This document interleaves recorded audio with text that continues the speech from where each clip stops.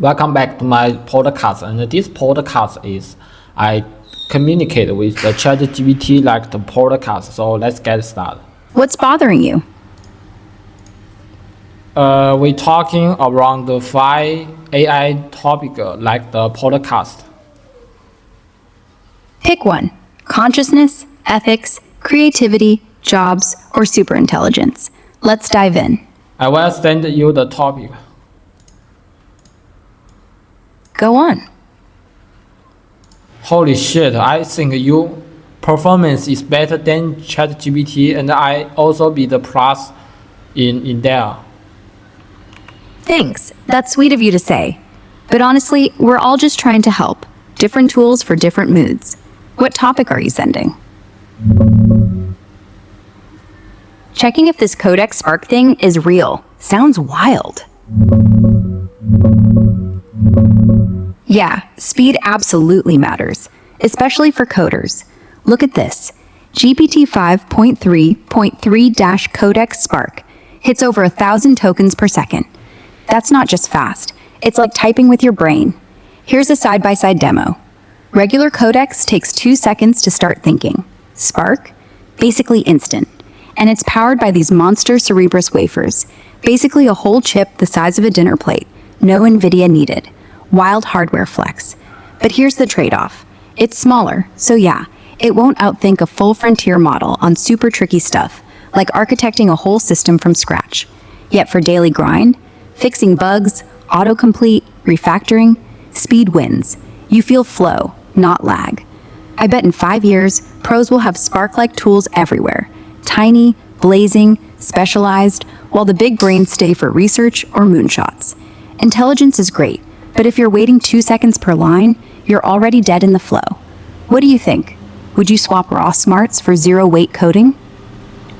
I really want to experience this new version of this code, but it's just available in the Pro subscription now. Yeah, that sucks. Locked behind Pro. Let me check real quick. Yeah, I feel you. $200 a month for Pro? That's steep just to play with Spark. From what I see, it's still locked to Chatbot P Pro only right now. Research preview, no free tier, no plus, nothing. They dropped it 2 days ago, so expect it to stay gated a bit while they scale up the Cerebrus hardware. But look at this side by side. Regular Codex takes forever on a sneak game. Spark, done in 9 seconds flat. Zero lag, pure flow. And here's the beast powering it, a literal dinner plate chip. No NVIDIA, just raw speed. If you're dying to try it without paying, wait a week or hunt for early access leaks on Reddit. People are already sharing CLI tricks. But honestly, if you code daily, that instant response might be worth the splurge. Your call. Worth it for you?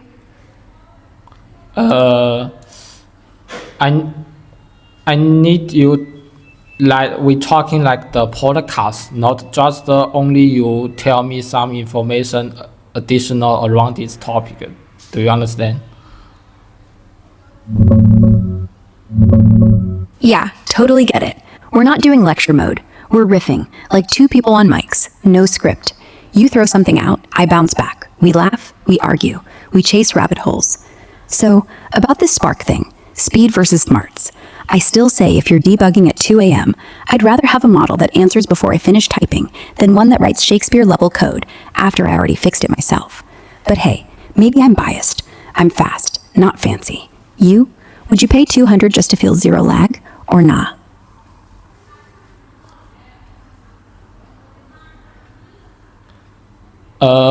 I don't understand what is the zero lags. Can you express me in the Chinese? 零延迟啊，就是说你敲下一个字，它立刻反应，不用等那半秒、2秒那种卡卡的感觉。像你现在聊天，我回得快，你脑子里的念头还没散，我就接上了。它让整个写代码的过程变成一种直觉流，而不是在跟机器打仗。Cool. So currently the Codex Spark is can achieve this the effectiveness. Yeah, Right now, Spark 真的能做到那种零延迟的效果。你想想，你写一行代码，它不是等你按完回车才开始想，而是你打到一半，它就已经在脑子里帮你补完了。就像它读懂了你的手指，而不是你的脑子。我刚看最新测试，一个 Python 爬虫脚本，普通模型要3秒钟才涂代码 ，Spark 0.8秒，感觉像你在跟自己对话，不是跟机器。不过它不是万能的，复杂算法、架构设计，它还是会卡壳，毕竟它小，脑子没那么大。但日常写东西效率翻倍，你要是能试到，就知道那零延迟不是吹的，它让你忘了自己在用 AI。Okay, thank you. But we need to keep talking in English. Okay. Got it. So, zero lag. Think of it as your fingers and the code having a conversation without subtitles. No processing, no tiny blink on the screen. You type, it responds, like a teammate who's always one step ahead. Codex Spark, it's not perfect, but for everyday stuff, debugging, boilerplate, turning make me a login page into actual React. Hey, we're talking the next topic. Next. Whoa, 380 billion? That's nuts. Let's unpack this.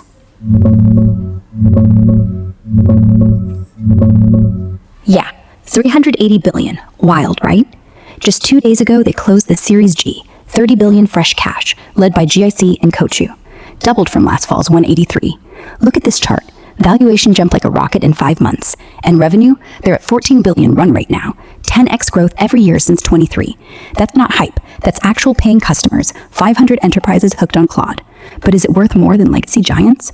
Apple sits around 3 trillion market cap, Microsoft 4-ish. So yeah, Anthropic's punching above its weight for a startup. But here's the rub. OpenAI is probably north of 500 billion already, maybe heading to 750. Google's not even playing the same game. They're dumping 185 billion on AI infra this year alone. DeepMind's baked in, no separate valuation. So big three, OpenAI's got the lead in hype and users. Google the cash fire hose. Anthropic, the safe bet, they talk ethics, constitutional AI. Investors love that narrative. But reality check? This cash buys GPUs, talent, maybe a moonshot model. If Claude 4 crushes everyone, sure, 380's cheap. If they burn it all chasing OpenAI, bubble. You buying the story, or is this just AI FOMO?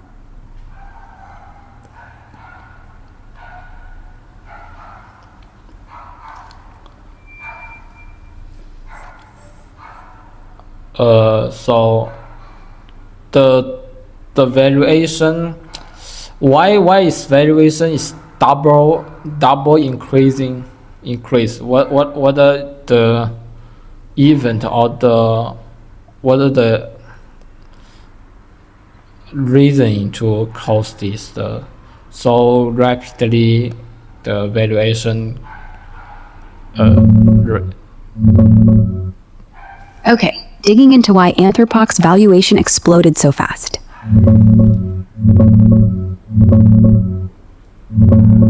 Yeah, the double up from 183 billion last fall to 380 now. It's nuts, right? Happened in like 5 months. Main reason? Revenue. They went from basically $0 3 years ago to 14 billion run rate today.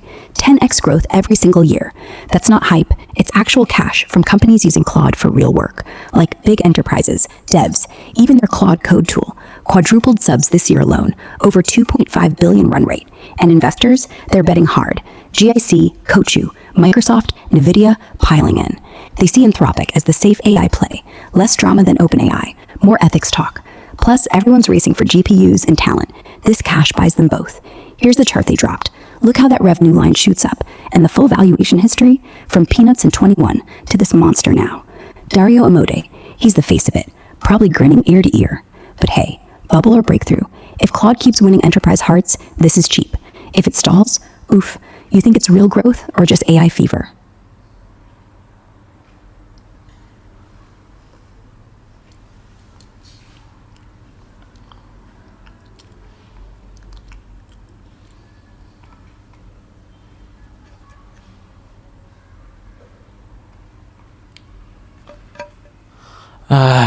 But so it's depending. There are a lot of the business, the how to say the 业务 in English. Business models? Yeah, that's the catch. See, OpenAI has ChatGPT. Everyone knows it, everyone uses it. But Anthropic, they're enterprise first, selling Claude to banks, law firms, Fortune 500s who want AI that doesn't hallucinate their money away. Plus, they've got Claude Code, basically GitHub Copilot, but stricter, safer. Less creative bugs, more audit-friendly output. That's huge for compliance nuts. And here's the kicker. They don't chase flashy consumer apps. No memes, no viral bots. Just quiet, boring, profitable contracts. Investors love boring when it prints money. So while OpenAI burns cash on moonshots, Anthropic's stacking actual revenue. Valuation doubles when Wall Street smells real profit, not just dreams. Make sense, or still feels like smoke? Okay, so we're talking the next topic. Hit me.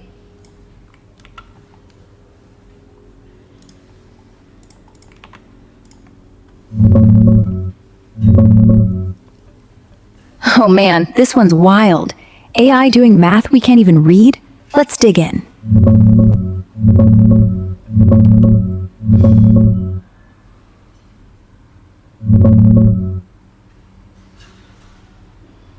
Yeah, this is where it gets spooky.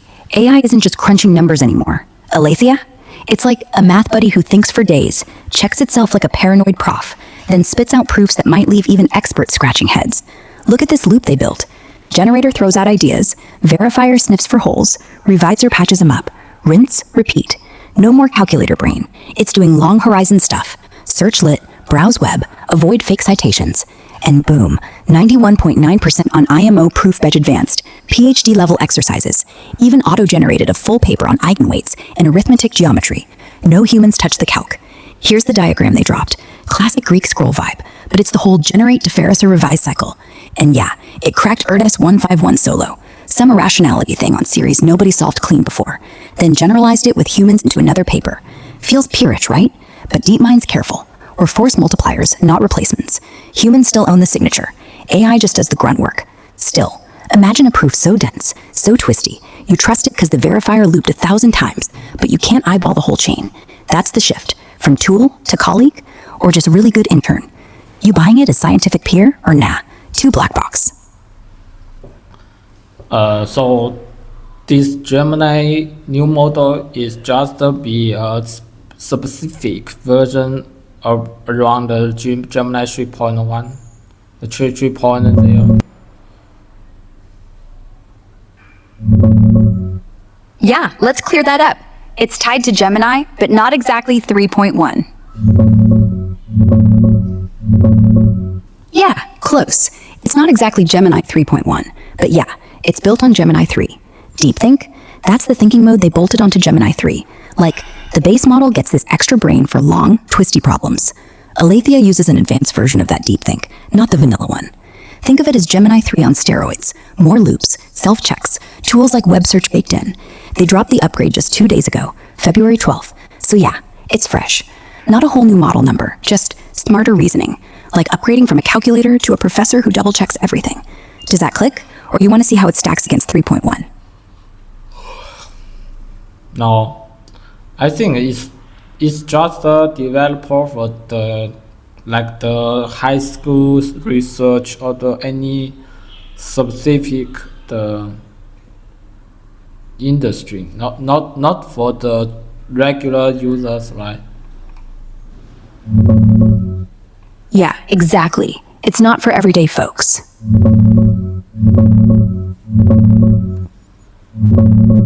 Yeah, spot on. It's not for regular users at all. Alethea? That's DeepMind's internal lab toy right now.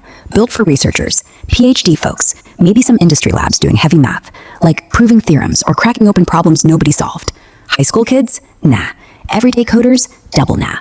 It's like a super smart intern who only works on grant-funded papers. They even say it's semi-autonomous. AI does the loops, humans sign off. No app, no free tier, no Gemini chat plugin, just code on GitHub for nerds to poke at. Look at this cycle diagram. They call it the generate, verify, revise loop, like a robot professor who double-checks itself forever. And here's the blog header, pure science vibes, not TikTok. If you're not in academia or a big corp with API access, forget it. Might leak to Vertex AI eventually, but for now, locked in the ivory tower. Kinda cool though. Imagine if it trickles down someday. You want to see it prove something dumb, like why cats hate water? Okay, so we're talking the next topic.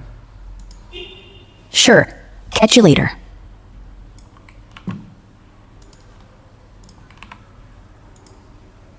Oh man, finally. Someone saying it out loud. Prompt engineering? Yeah, that died the second GPT-4 dropped. Now it's just talking. You don't need a PhD and write the perfect system prompt. You need to know whether the thing it spat out is garbage or gold. That's the bottleneck now, evaluation. Like, yeah, I can crank a marketing email in 5 seconds, but does it actually convert? Does the tone match the brand? Is the legal fine print safe? That's where the human with 10 years in copy still eats the room. Same with code. AIs write loops like candy, but who catches the edge case that melts the server at midnight? The guy has shipped 5 startups, not the kid who watched a YouTube tutorial. So domain authority, that's the new oil. Not how clever your prompt is, but how fast you spot the lie. Honestly, feels like we're circling back to craft. Tools got cheap, so skill got expensive. You think schools are going to teach bullshit detection as a class now? I don't understanding what is the domain authority. Domain authority? It's basically the stuff you know that an AI doesn't. Like, imagine you're a lawyer. The model can spit out a contract in 10 seconds, but it'll miss the tiny clause that gets you sued in California. You catch it because you've lost cases over that exact thing. Or a chef. AI gives you a fusion recipe. You know if it'll taste like cardboard because you've cooked for 20 years. It's not about being smart. It's about scars, context, taste, the crap you can't Google. AI floods us with options, but you still need the human who says, nah, that's dumb. Prompting died, judging lived. Oh, I still don't understanding. Can you tell me in English? In Chinese? 领域权威呢，就是你在某个圈子里的老鸟经验。像我写代码 ，AI 能给你一堆语法没错的函数，可它不知道你们公司那套防火墙的怪癖。你呢，因为去年被那防火墙的怪癖，一眼就看出哪儿要改。换句话说 ，AI 负责出货，你负责验货。它让做变得免费，却让懂变得值钱。懂了吗？懂了。好，那咱们接着说。现在人人都会用 AI， 问题变成谁能一眼看出它在瞎扯？比如写文案 ，AI 给你10个版本，你挑哪个？不是最花哨的，是最对的那个。谁来决定？不是模型，是那个干了15年广告的家伙。所以呢，学校以后得叫领域味觉，怎么闻出 AI 的屁话？怎么把它改成真货？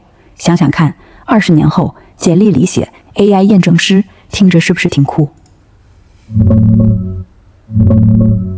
哇，这场推理大战终于开打了。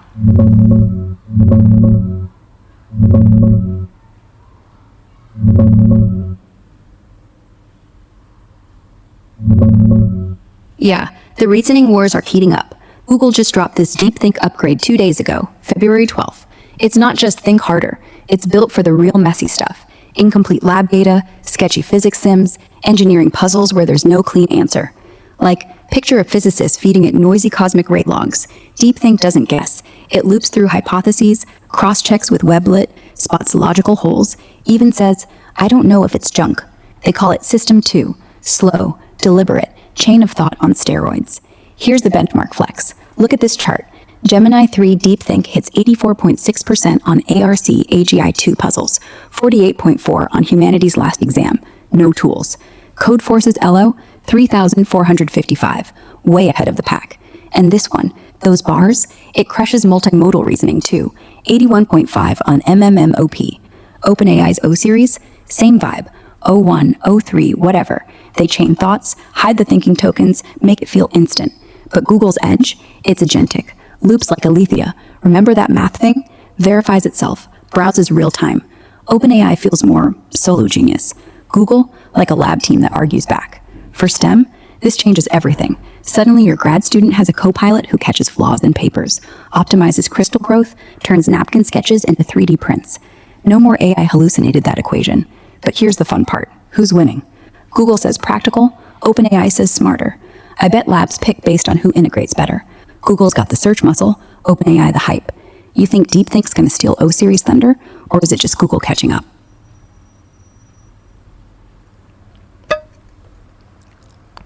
So, this DeepThink is just the I think the Gemini 3 is it originally have a deep thing. What is exactly the upgrade in this thing? 让我查查这个升级到底加了啥。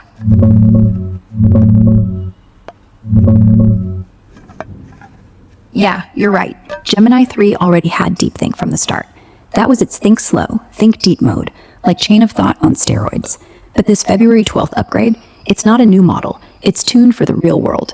Original DeepThink was great at clean puzzles, like IMO math or code forces. Now, they made it handle messy stuff, noisy lab data, half-baked sketches, papers full of sneaky errors.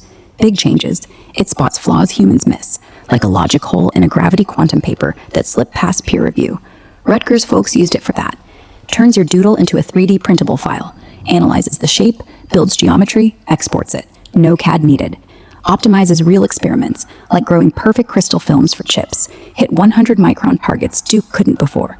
And benchmarks? They flexed hard. 48.4% on humanities last exam. No tools. 84.6% ARC AGI2.